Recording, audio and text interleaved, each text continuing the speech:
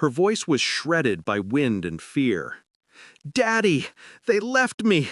I can't. It's dark." The line crackled, a hollow echo. Then, silence.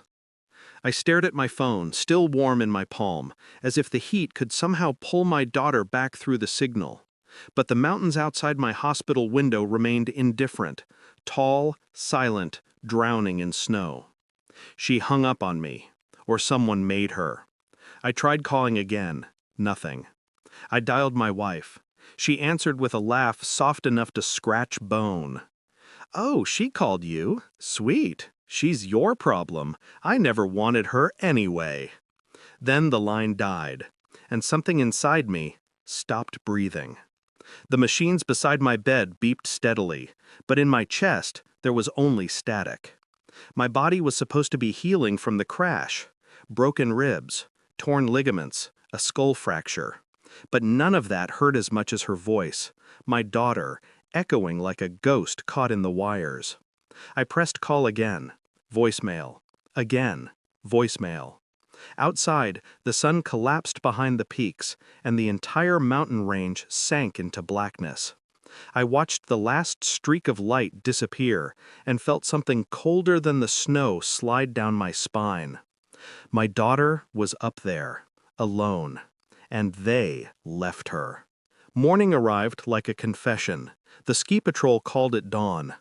"Sir, we pulled something out from under the ice, and—" His voice trembled. I didn't, not anymore. The coroner's office smelled of bleach and frozen air. My wife cried in practiced sobs behind me, the kind that sound like grief but taste like guilt. Her parents hovered behind her, whispering excuses like prayers. The sheet lay over a small body, but something was wrong. The coroner's eyes kept darting toward my wife, not me. I asked the one question none of them expected. "Where exactly did you find her?" The doctor swallowed. "Near the upper ridge. Traces suggest she wasn't alone at first." My wife stiffened. Her shoulders locked. Her fingers gripped her coat. Her parents exchanged looks they thought were invisible.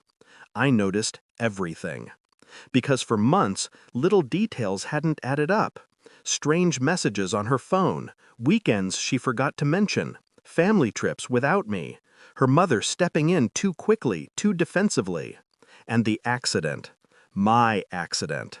I replayed it now in slow motion, the sudden swerve, the brake failure, the loose bolts they said might have happened over time.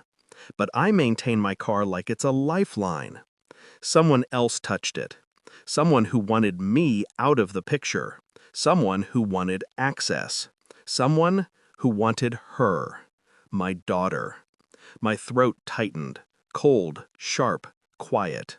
Not grief. Realization. My wife wasn't crying for our child.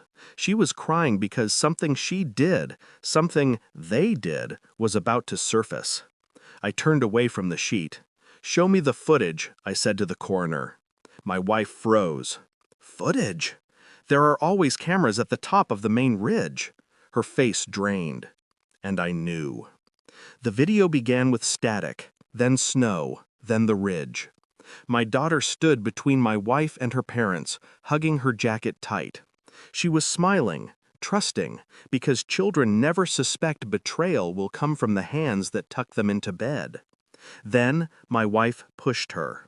Softly at first, then harder, until she slid. My daughter scrambled, tiny gloves scraping ice.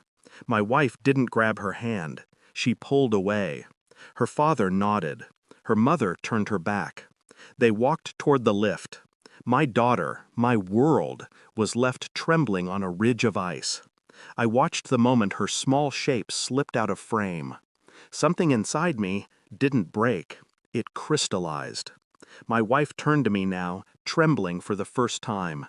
"She was slowing us down," she started. I raised my hand. She went silent. The coroner left quietly. He knew he shouldn't be in the room for what came next. I pulled my phone from my pocket and placed it on the table between us. It was recording.